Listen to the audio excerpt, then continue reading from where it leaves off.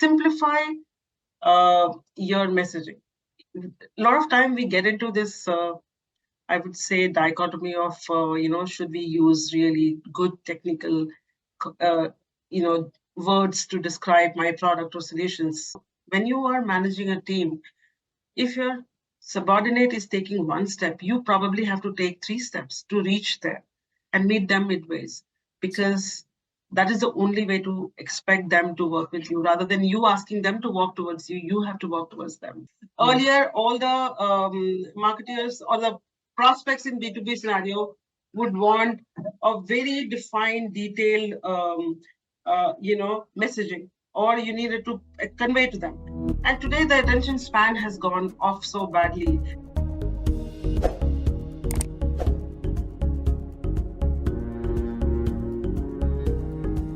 Welcome to Icons Behind Brands, where we explore the journeys of outstanding marketing leaders shaping various industries. Our next guest on Icons Behind Brands is Ms. Rekha Sahay, the head of marketing and communication at Sasken Technologies, with an extensive background that includes roles in Quest Corp, Sutherland, and Wipro Limited. Rekha brings valuable experiences in sales focused demand generation and digital marketing. Her expertise spans multiple sectors like IT, ITES, telecom, pharmaceutical, where she excels in creating comprehensive marketing strategy. So join us as Rekha shares her insights on strategic marketing planning, managing stakeholders, and using innovative marketing tools to achieve exponential success in today's competitive market. A very warm welcome to you, Rekha, on Icons Behind Brands. Thank you, Devleena, for such a warm welcome. And I think I'm humbled by all the praises that you've been saying. But I think I'm just a simple marketer at heart. I would love to know like how it started and where you have reached. A little about your professional background and journey would definitely bring the context of this today's conversation. So I started when I graduated. I took up a quick sales job in a pharmaceutical company. But then I went on to pursue my master's in, communications from NIFT Delhi, which was a full-time course. So I quit and then went for my post-graduation. Uh, it so happened that we had some campus recruitment placements happening, and I was being considered for an advertising agency. I wouldn't name them because I didn't want to go there, not because of anything wrong, but I think that position was in Mumbai. So I used to write ad jingles, like web pages, advertising copy. But then, because it's a small agency, we had to do client servicing, we had to do art directions, we had to sometimes sit with the designers to think of a concept. And I think initially I was like, why am I doing all these when I'm here as a content writer? I think a couple of months down, it gave me the perspective that going with the learning.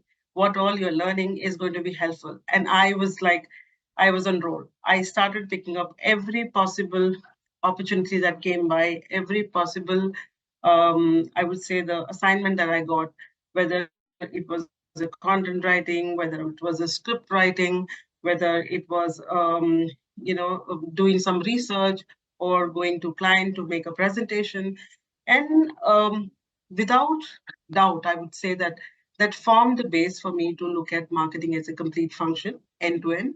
And I started learning from just not about the content writing, but every nuances of marketing. So I think that's how my career started.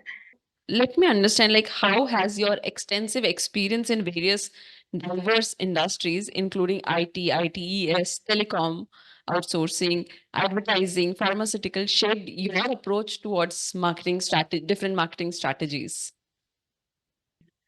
So I think what I have learned over a period of time in these various industries that I've worked for, whether it's an ITS, whether it's a telecom or the BPM industry, or right now the current the technology or rather the engineering industry, I think it's important to always focus on the experience or the outcome your customer is going to get from what you are trying to convey, True. rather than saying that this is what I want to tell you.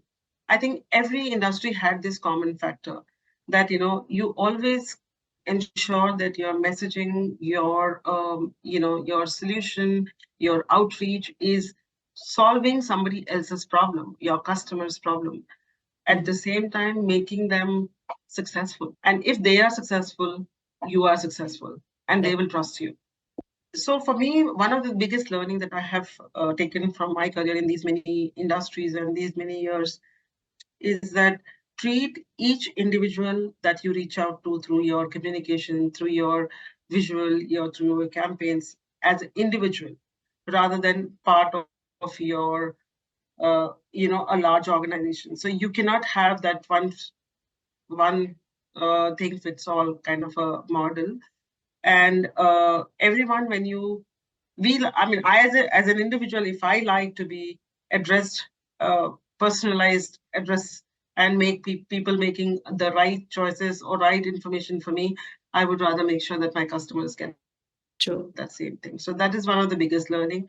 Second thing, I think what I have learned over a period of time, or what I have experienced, is that you know never I think simplify your messaging.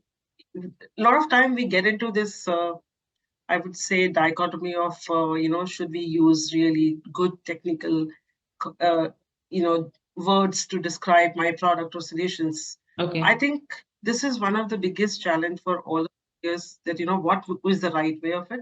But I think the simple and more simple words which explains the results and explains the experience better is the one which you should be using.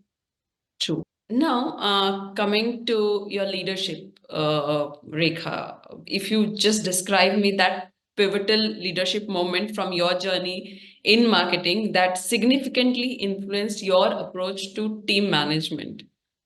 Many years back, I think I referenced that I was working for a pharmaceutical industry. Actually, there was this company called Market and we used to be in the marketing analytics for that particular industry. My company had proprietary platforms, analytics platforms, that I was the product marketing for. Okay. And my boss used to be based out of US, a very, very well informed, learned, and a super sharp man, Vikas. Somebody from IIT, you will always look for up to, IIT, Kellogg's, and that kind of a pedigree. And I come from, I would say, like all common colleges and schools, So when I joined, I was in awe with his caliber and his skills. So initially, I was under too much of a pressure, or rather, I used to feel a little pressurized to be, on my performance, that how he's going to judge me. And when I started working on creating those product-related strategies, product campaign-related communications, messaging. So one of the day, when I sent him something and I asked him that, boss, I haven't. So he said, "Oh, why didn't you go out with? It's just already been a week." I said, "No, I followed up with you a couple of times, and I guess you were busy, so you didn't. I didn't hear a response from you, so I was waiting for your approval." He says, "One thing you should learn, that if I haven't reverted back, that means I'm okay. Oh. If there is anything that needs to be corrected, I will come back to you." And I was like, I couldn't believe myself that this is what he said. And then I said, "No, but you are, you know so much, and I'm just starting." And I was an assistant manager at that time. I'm just starting off in this space, and this is my first product marketing role. Besides that, I've been doing various other parts of marketing, not specifically the product marketing. So he said, Rekha, uh, if you are doing your role because you are you, if you're going to do the things like me, then you have to be me. Oh. Right? So, and if I'm going to expect you to be like me, then that means I'm not needed. So we have to learn to accept the fact that as a supervisor, I have a reason to be there, and as a team member, you have a reason to be there, and we all both have our roles defined. And unless you're going wrong, or unless you need to be direct, steer towards the right path, you should just go on moving. I think that day, it just, I would say, was kind of a life changing for me, because it gave me much more, you know what? I became more accountable.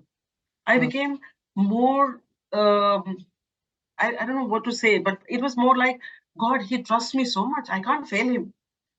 And I started putting in more effort. I started doing things much more better.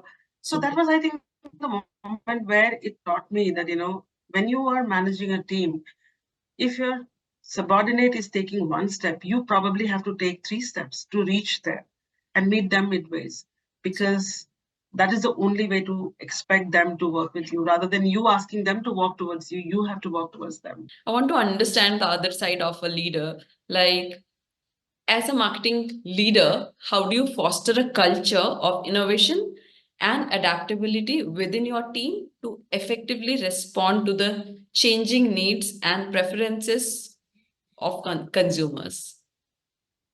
When you give enough space to people, when you give people the authority to be able to think through what they want to do, they perform the best. And I have always followed, as a manager, a very, I would say, empathetic team environment, where I would, and I'm sometimes I get overwhelmed by the fact that everyone not only comes to share with me their professional challenges or the things that they're dealing with. Sometimes they come when they have their personal issues and personal things as well, and they want me to, they want me to just hear them out and think, just give them some kind of a direction. But coming back to the team in a diverse situation, it's not easy to manage team of, with different age groups, different backgrounds, sensibilities, and not only the cultural sensibilities, but also from their, the learning and understanding of this thing. And each team will have behave differently. So I personally have always tried to create a open and transparent, I would say, a forum. So we meet regularly on, so even during when we work virtually, we always have a 30 minutes call where we exchange what's going on, what's not. And it's more like not pinpointing, but just trying to understand what is occupying them and if any challenges are there. So that is one part. When you look at how do you foster innovation and how do you foster new ideas, I think most critical in those situations in my view, is, you know, you have to allow your team to be able to come back with a suggestion, come back with an idea, rather than me telling them this is how it should be done. I do not want to prescribe a process. I do not want to prescribe a solution. If somebody comes back with a problem as well, I would ask them, okay, if this is the problem, what do you think we should be doing? If they, I'm sure they have some, so have you thought about it? If they give me some suggestion, I may just want to help them stir them into the direction which should be the right direction, or which needs a bit of a stirring. Otherwise they are free to, make those choices. And I think that is the best way to bring in the, allow people the confidence of, like, they can speak their mind, they can bring their ideas. They will not be penalized if they make a mistake or something doesn't work. If something doesn't work, you will find an alternate solution to do it, right? So I think that is how I have been managing my team. So, how do you perceive the current marketing landscape in the IT services and IT consulting I see industry?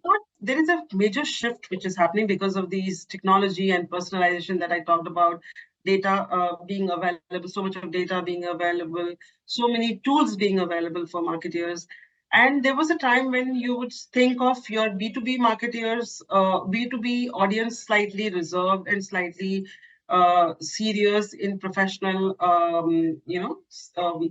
you would keep it very messages, you will keep it very, I would say, uh, serious and to the point. But I think over a period of time, it is getting on to become more and more of almost like a B2C. Everyone wants to have a very simplified, little bit informal, semi-formal, and I would say that kind of a conversation. The messaging has to be to the point. Earlier, all the marketers or the prospects in B2B scenario would want a very defined, detailed messaging, or you needed to convey to them. And today the attention span has gone off so badly that you need to convey that in 2 minutes, or not in 2 minutes, actually 20 seconds. That's the better way of saying. So whether it's a B2B or whether it's a B2C or an IT technology, you have to create bite-sized conversations. You have to create bite-sized conversations. You have to create bite-sized messaging. So with Gen Z being highly engaged on social media platforms, so how do you leverage social media marketing to connect and engage with this demographic? So I'll give you very, it's a funny example, but when I was growing up or when I was in school, college and all that, when somebody was a manager, you know, I would see them with a gray hair and something which is very, looked really senior. And we would say, oh God, that person is a manager. And if you see over a period of time, that role of a manager and the person holding that role has also changed so much. Right. The I think the people have started becoming younger, or maybe the people holding those roles have becoming younger, right? Their sensibilities have started changing, their ways of interacting has started changing. So I think this is where you need to make sure that your prospects, customers, your employees, future employees, everyone needs to be communicated in a way, and this digital medium has given us those platforms, social media platforms. Yeah. So you make sure your content is relevant, your content is professional enough, but at the same time it has that zing for somebody to catch the attention. So you don't need to be, so you need to learn sometimes from those I would say digital native youngsters.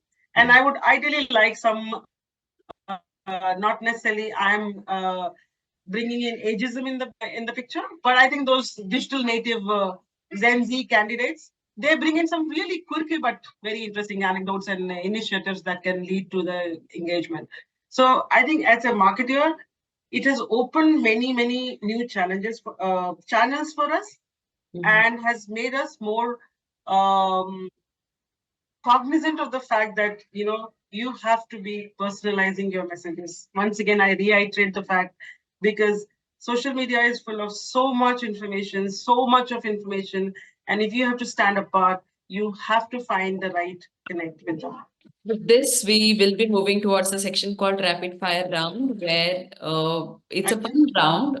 It's very simple, and at the same time, in this round, I'm going to ask you some questions which are not very, related to your work and profession, but it is going to, open up a lot more about you.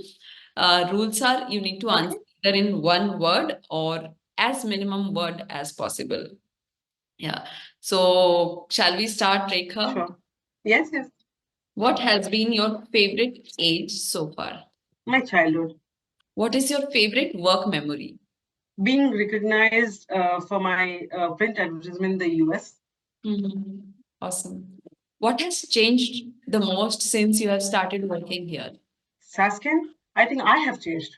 What advice would you give to an employee on their first day? Come with an open mind, big smile, and open heart. Lovely. That's how you absorb more.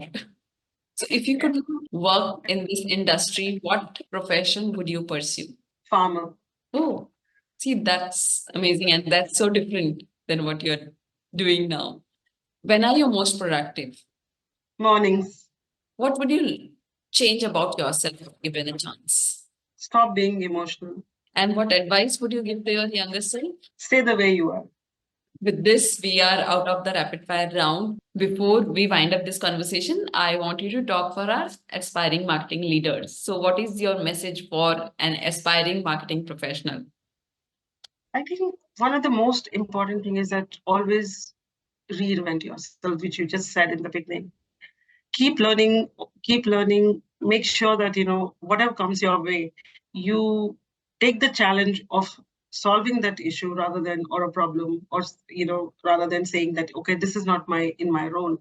Keep looking at the opportunity that it brings to you, that every role gives you an opportunity to learn and add to your skill. If you restrict yourself to say a particular area or a particular genre, or you can or you keep looking at it, then you're going to restrict yourself forever.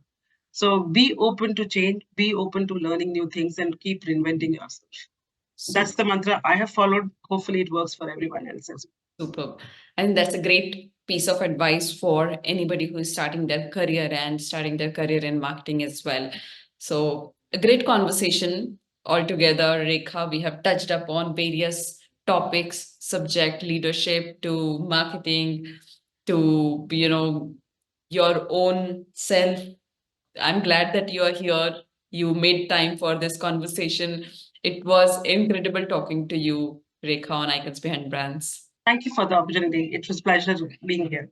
I am sure कि आपको ये video बहुत ही insightful and informative लगा होगा. Let us know in the comment section which part of the video you love the most. हम ऐसे ही India के टॉप बिजनेस ब्रांड सीक्रेट्स आपके पास लाते रहते हैं. Please do not forget to subscribe our channel Icons Behind Brands. And that's all for today. I am Devleena Neogi signing off until next time.